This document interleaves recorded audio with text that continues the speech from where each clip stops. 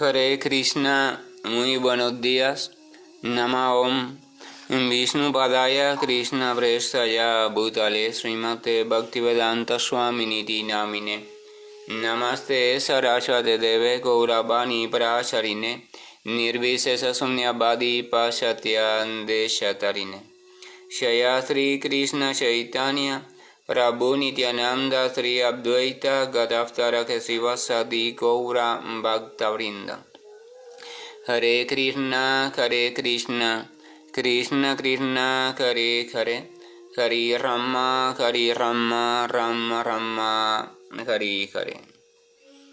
Hare Krishna, reiterados, vamos a continuar con las lecturas y propuestas de reflexiones sobre algunos de los textos del siempre radiante y magnífico Srimad Bhagavatam. El texto último del capítulo 6 del segundo canto de Srimad Bhagavatam dice lo siguiente: oh Narada, ahora he de describir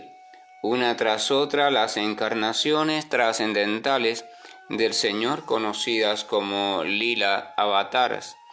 El escuchar hablar de sus actividades contrarresta toda la materia impura que se ha acumulado en el oído.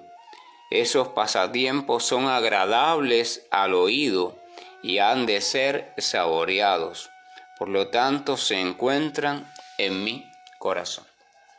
Vamos a recordar que en el contexto de las narraciones de la Srimad Bhagavatam y específicamente en estos fragmentos, la palabra está siendo utilizada por el personaje descrito como Brahma, el cual asume el papel de creador o de, por decirlo así, director de obra en todo lo que es la constitución o manifestación de la realidad conocida como universo material. Entonces, Brahma no es un nombre, Brahma es un cargo, es un puesto. De hecho, cada Brahma en la tradición védica, el Brahma de cada creación tiene un nombre diferente. O sea, como personalidad independiente tiene un nombre diferente que hace alusión a cualidades diferentes, pero en cuanto a categoría, según el papel que desempeña, su función que le ha encargado de la manifestación material, tiene una sola mención o un solo título, el título Brahma o el creador. Este Brahma le está diciendo a Narada, oh Narada, ahora, o sea, va a iniciar un nuevo tiempo de información, va a iniciar una nueva descripción del Señor, pero esta vez va a hablar de diferentes formas de manifestación del Señor que a lo largo de diferentes también creaciones y no descritas en orden. Eso es otra peculiaridad del Srimad Bhagavatam. El Srimad Bhagavatam describe diferentes narraciones relacionadas con el Señor y su intervención en las diferentes creaciones, pero no lo hace en un orden cronológico, así como tampoco lo va haciendo siempre en el orden de una misma creación. O sea, puede hablar de una narración y continuar a otra, y esas dos narraciones pertenecer a dos creaciones diferentes, puesto que la cuestión no está en el orden de una sucedió, la otra no sucedió, primero que si después, que si aquí, que si allá, sino la cuestión está en el énfasis de la noticia sobre el hilo absoluto. Este hecho no se puede dejar de tener en cuenta, y de hecho es un principio fundamental a la hora de internarnos en las narraciones del Srimad Bhagavatam. Normalmente, desde el punto de vista del conocimiento al que estamos adaptados, conocimiento histórico, conocimiento cronológico, desde el punto de vista del entrenamiento al cual también hemos sido sometidos en nuestros sistemas educativos, entrenamiento necesario de lo ordenadamente o cronológicamente ordenado, nuestra mente, nuestro pensar va a requerir, va a exigir, va a querer, de hecho, organizar todo, va a querer darle un orden lineal a todo. El orden lineal implica que una cosa tiene que suceder después de otra y que no pueden suceder al mismo tiempo, cuestiones así, orden lineal. Sin embargo, las descripciones del Srimad Bhagavatam están hablando de descripciones a niveles de planos de conciencia, por tanto, puede suceder que más de un aspecto, más de una cuestión suceda al mismo tiempo, incluyendo que sean de la misma índole. Eso es una cuestión importante porque eso rompe con el pensamiento lineal y la ruptura del pensamiento lineal es un requisito importante. Vamos a ver que grandes culturas de la humanidad enfocan su hacer pedagógico en eso. O sea, sobre todo las culturas que actúan sobre el pensar o utilizan el pensar para dar un salto evolutivo humano, un salto de acceso a la realidad profunda, absoluta. Y el primer paso es romper con la linealidad del pensamiento, desestructurar la programación lineal del pensamiento. Y entonces eso también hace el Srimad Bhagavatam. El Srimad Bhagavatam describe, simplemente recoge diferentes narraciones. Cuenta la tradición védica que en este caso Vyasadeva, el compilador, el que se dice o se nombra como compilador del Srimad Bhagavatam, lo que hizo fue recopilar o compilar diferentes narraciones que andaban sueltas, que se venían cultivando sin saber con certeza de dónde provenían ni desde cuándo estaban dando vuelta por los universos. Simplemente las reunió, las compiló, las filtró, porque no todas ellas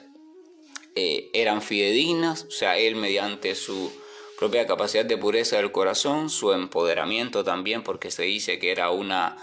representante del propio Señor Supremo, o la representación incluso del propio Señor Supremo, entonces pudo distinguir desde la pureza, desde el sentir más puro, pudo distinguir dónde estaba contenido la verdadera sustancia, lo absoluto, y dónde no, donde simplemente estaba la inventiva humana. Y con eso que purificó, con el resultado, es que se dice, compuso una parte del Srimad Bhagavatam. Una parte porque el Srimad Bhagavatam, visto desde su verdadero significado, o sea, narraciones o historias sobre el trascendente absoluto o el Señor absoluto en su relación continua con sus devotos, es ilimitado,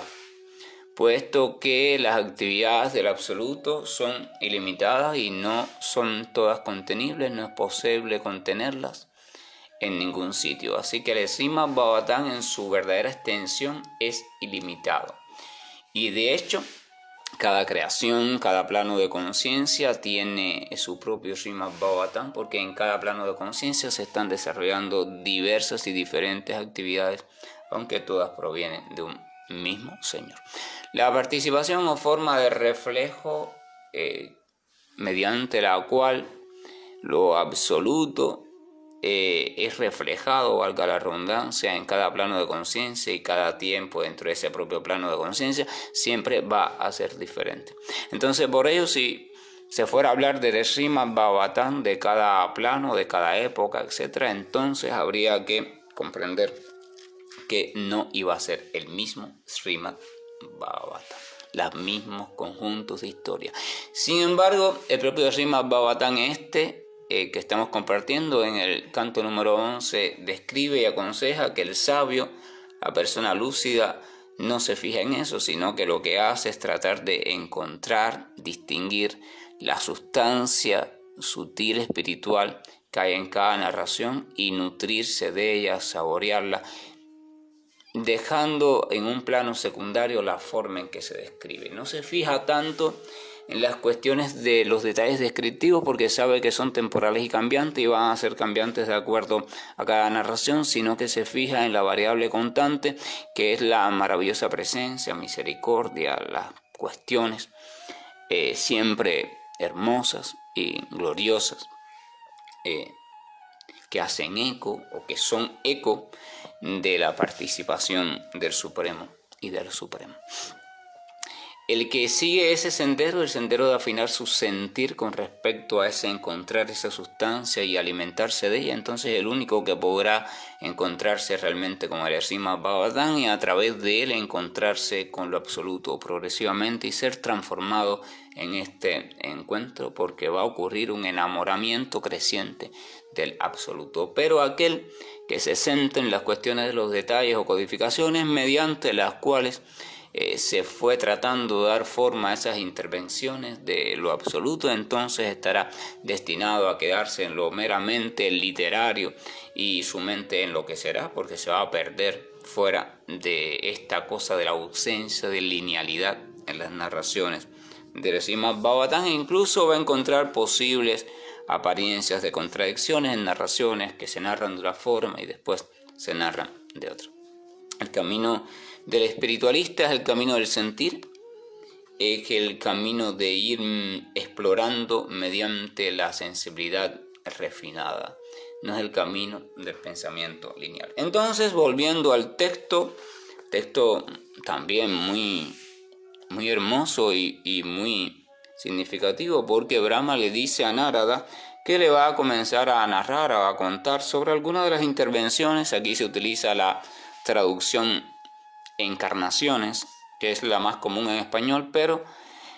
desde el punto de vista de los propios acharyas o maestros, la palabra encarnación no es la más apropiada para utilizar cuando se trata de reflejo de la presencia del Señor en los planos de conciencia material, porque en verdad el Señor siendo siempre y lo absoluto siendo siempre potencia pura, espiritualidad pura, entonces nunca puede ser realmente contenido en el término de carne, o sea, de encarnación. Y por tanto eso de encarnación no es la traducción más adecuada para los términos en sánscrito que se quieren traducir, entonces se prefiere algo así como participación, manifestación, cuestiones así. Entonces dice que le va a contar una tras otra sobre las diferentes participaciones o manifestaciones o representaciones o expansiones trascendentales del Señor, conocidas como lila, avatars. Lila hace referencia a pasatiempo y avataras entonces a algo que no pertenece a ese plano, pero que aparece en ese plano. O sea, eso es básicamente el significado de avatar, algo que ha cruzado desde un nivel superior a un nivel inferior, sin dejar de estar en el superior. Entonces, lila para manifestar un pasatiempo determinado. Por tanto, lila avatar se refiere a aquellas expresiones del Señor cuyo objetivo está centrado en dar a conocer un pasatiempo, una actividad determinada. Entonces, él le va a hablar ahora de eso a partir del próximo capítulo. Y viene lo más importante. Dice que el escuchar hablar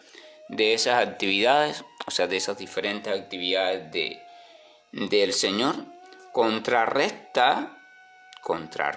esto es importante, toda la materia impura que se ha acumulado en el oído. Cualquiera puede saber que en la mayor parte de nuestra vida, por no decir en nuestra vida completa, la información que escuchamos es de origen o de construcción humana. O sea, escuchamos lo que el ser humano y lo que los seres humanos hemos elaborado con aquello que limitadamente percibimos de lo que llamamos la realidad. O sea, tenemos la experiencia, la elaboramos, la procesamos, la calificamos, la etiquetamos, etcétera, etcétera, etcétera, y después a partir de ahí es que transmitimos. Por tanto, lo que escuchamos es construcción meramente humana. Pero además de ser meramente humana, por desgracia, está muchas veces condicionada, por no decir la mayor parte de las veces condicionada, por tendencia individualista, por tendencia parcialista, por tendencia egocentrada, por tendencia ilusoria. Tendencia adaptada a las propias conveniencias de ciertos seres humanos, ciertas épocas, ciertas culturas, ciertas sociedades. Y por encima de eso, muchas veces cuando la humanidad está pasando por periodos un poco perturbadores, entonces lo que se escucha es simplemente hablar más de lo mismo, o hablar de la tormenta, hablar de la oscuridad, hablar de lo malo, hablar de esto y hablar de la desesperanza. Entonces todas esas cosas desde el punto de vista védico se dice que contaminan el oído, puesto que desde el punto de vista de la cosmovisión védica la capacidad o facultad de escuchar está diseñada en esencia o en un primer momento o en su sentido original para escuchar hablar de aquello que pueda contribuir al avance de la criatura en el camino de retorno hacia su posición original o la posición conocida como conciencia de Dios o conciencia de Krishna o relación consciente amorosa en una clave de servicio devocional con aquel que es lo absoluto o el contenedor de todo cuanto pueda existir, incluyendo a las entidades vivientes. El oído está diseñado básicamente para eso y es en eso lo que lo va empleando cada vez más o va aprendiendo a emplearlo cada vez más aquella criatura que se está adentrando en los caminos de la trascendencia y cuando llega al punto de la entrega total entonces ya no dedica su oído a escuchar nada más que no sea referente a el Señor. Y si acaso lo escucha, entonces ni siquiera lo recepciona o simplemente lo transforma y busca puntos de común desde el cual pueda ayudar esa escucha a pensar en el Señor, aunque aparentemente el tema escuchado no tenga que ver nada con el Señor. Y eso es una de las ciencias del Bhakti Yoga o de la devoción pura, que todo estímulo que se recibe es purificado por el amor que está contenido en el corazón del devoto y entonces es transformado de tal manera que ese estímulo de alguna forma misteriosa ayuda a que el devoto piense, recuerde, anhele a su amoroso Señor. En ese punto de perfección del Bhakti ya no hay estímulo negativo, no hay estímulo rechazable, puesto que la capacidad amorosa del devoto es capaz de transmutarlo todo. Pero encontrar personas así es algo muy raro y sobre todo en estos tiempos, por eso hay que ser cuidadoso y de hecho se recomienda eso en los shastras o escritura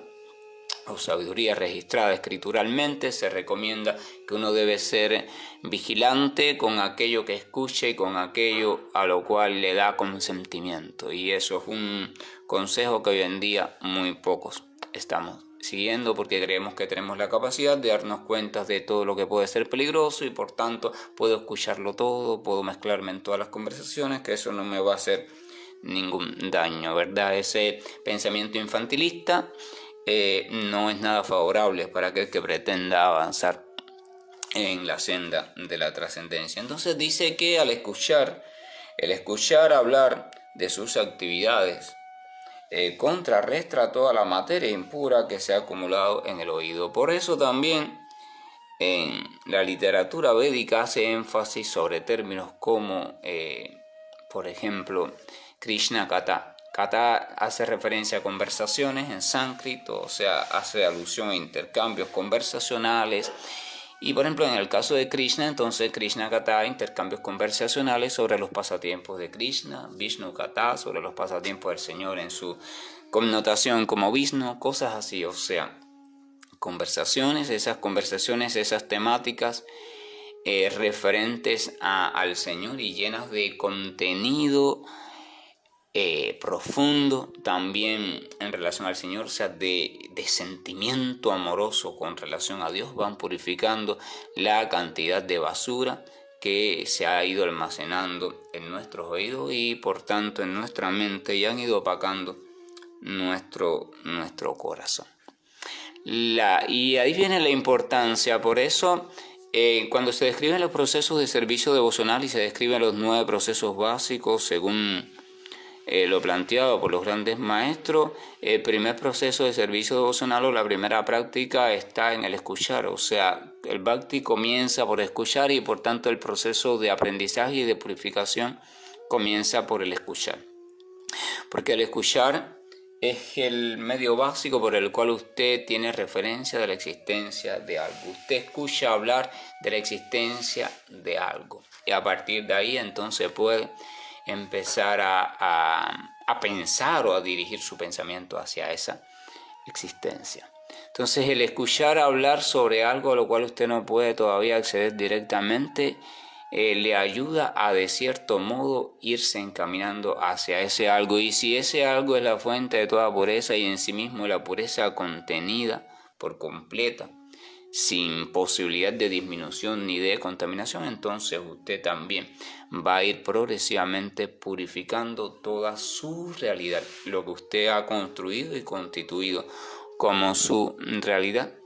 hasta que su corazón y su mente queden completamente como espacios disponibles, no distorsionadores de en parte el reflejo, o listos en partes para reflejar también en parte algo de eso absoluto maravilloso, y ese sería ya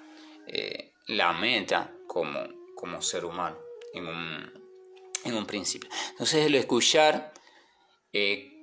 no solo el escuchar, uno tiene que escuchar con el corazón dispuesto y escuchar también de forma adecuada y de procedencia adecuada.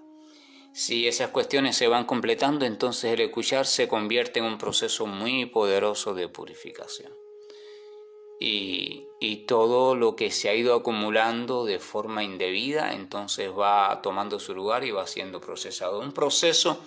y un procesamiento que no es simple, que no ocurre en simplemente unos días, porque va a haber una fuerte resistencia, por tanto, por parte de las viejas programaciones mentales, así como también por parte de aquellas influencias negativas que han sido almacenadas y cultivadas en nuestro corazón y que han crecido más allá o por encima de las flores delicadas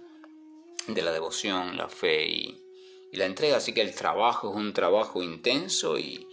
debe ser bien guiado y debe ser correctamente apoyado. Pero en ese trabajo el escuchar, el crear, el hacer del escuchar una práctica diaria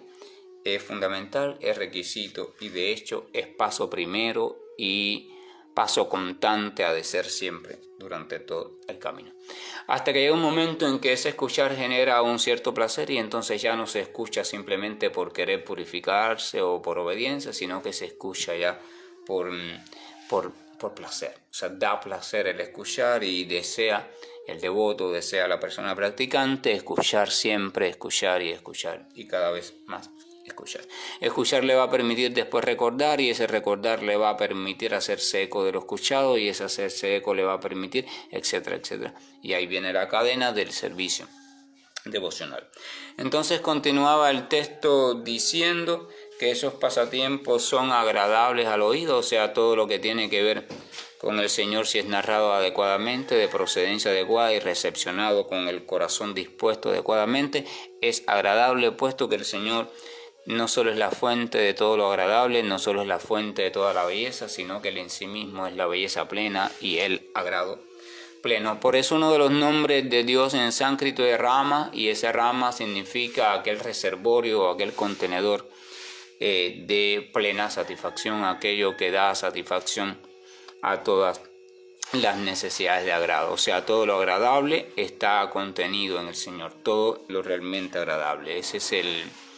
uno de los sentidos del término o del nombre Rama. Entonces dice que esas narraciones son agradables. Cuando uno escucha las narraciones referentes al Señor, las auténticas, las escucha de buena procedencia y no le resultan agradables, entonces hay ahí algo que no anda bien, o en el que escucha, o en el que narra, o en los dos. Porque en verdad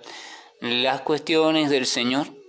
las verdaderas cuestiones del Señor, aquellas que son ecos legítimos de las cuestiones reales, son en todo momento dulces, son en todo momento iluminadas, son en todo momento tiernas, son en todo momento amorosas. Y lo amoroso, tierno, dulce e iluminado es siempre, al menos para toda criatura medianamente lúcida, agradable. Y en todo momento agradable. Entonces dice, por lo tanto, o sea, ya que son tan agradables, dice que han de ser saboreadas, son agradables para el oído, han de ser saboreadas. Fíjense que esto hace una distinción entre escuchar y saborear. No es lo mismo escuchar que saborear, y por tanto el saborear está relacionado al sentir y no al pensar. No se saborea pensando, se saborea sintiendo, así que hay que sentir lo escuchado y más que sentir lo escuchado, ser capaz de sentir la dulzura que hay contenida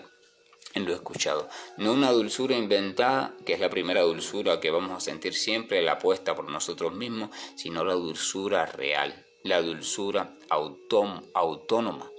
que por sí misma tiene existencia, puesto que la dulzura que deriva del Señor existe por sí misma y no depende de que le añadamos nada. Depende simplemente de que nos sensibilicemos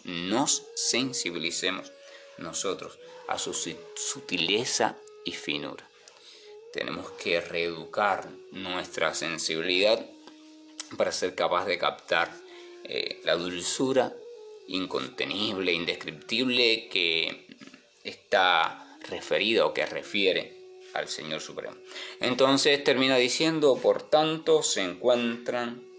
en mi corazón, o sea, siendo agradables, siendo dulces, siendo purificadoras, siendo en todo sentido buena, esas narraciones las guardo yo, o se encuentran, o sea, las guardo en mi corazón. Eso dice Brahma, o sea, Brahma tiene en su corazón todas las narraciones que va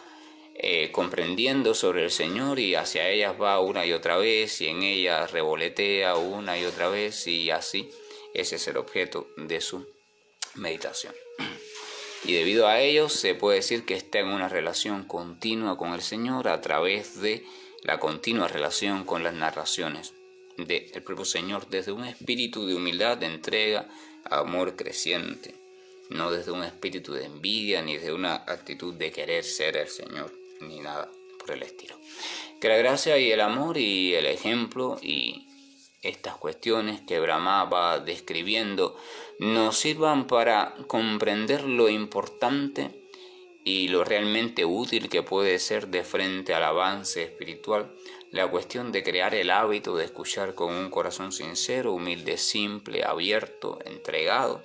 las temáticas del Señor, y sobre todo hacer énfasis en que esta escucha sea tomando como referencia o como procedencia una fuente donde se tenga el convencimiento que las temáticas que se narran